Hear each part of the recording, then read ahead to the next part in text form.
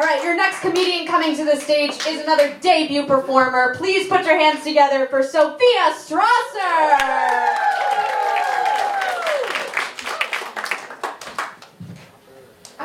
Guys, I got in. I recently was accepted to Williamsburg. I did have to take a blood test to make sure that I haven't had anything other than alternative milk for the last 6 months. And they did check my urine for animal products. My welcome package was a gray beanie with very specific instructions to wear it hanging partially off of my head, and a vintage, one-of-a-kind record player that can be purchased at Urban Outfitters. It's actually a lot of work now that I'm in. I have to keep up with indie bands, eat gluten-free, and only date men with mustaches. During orientation, I ordered avocado toast, gluten-free. And the server said, "We have the right to reject service to anyone that fails to study up on the fact that snow pea toast is the new avocado toast." Okay, Nicole, who moved to Brooklyn and now goes by Nico. So a couple days after that, I posted a picture on Instagram that wasn't highly filtered while simultaneously being tagged #NoFilter. And the neighborhood of Williamsburg itself reported it for offensive material. As much work as it is, I really am grateful to be there. It's there that I've mastered the skill of actually knowing what men truly mean. If he says, "I like to live life on the edge," what he means is I don't have health insurance. If he says, "Let's drink here, I'm VIP," he's an alcoholic. A very intoxicated person. If he says, "Hey, I'd love to show you my favorite spot in my neighborhood. Do you want to commute 45 minutes on 3 different trains to a bar that's approximately 1 block away from my apartment?" Sex. Yeah.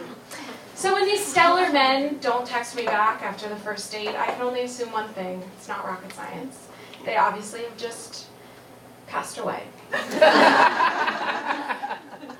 You know those signs that read 45 people were killed by the subway last year? 44 of those people were the men that I went out with. My friend drove me home a while back, and he took a route that I've never seen before, so I made a tasteful joke. "Are you kidnapping me?"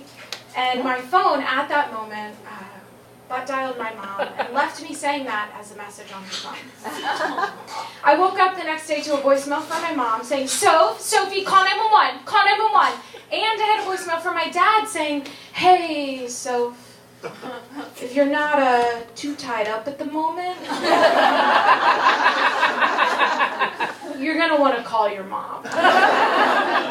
So I called my mom, and she's like, I was panicked. I was like, "This is it. I'm actually going to have to plan a funeral for my kid." And the part that hurt the most about hearing my mom say that was what a burden the planning of the funeral seemed. I was like, "Mom, don't worry about that. You can totally get it catered." So there's this guy that keeps asking me out super last minute, as if I'm just sitting around with no plans every night. So I joined a book club. It meets on Thursdays, and the best part about it is it's an excuse out of plans every single night of the week. So here's the thing, Jeff. Monday, I have to catch up on the reading for a book club. Tuesday, I have to clean the whole apartment for a book club.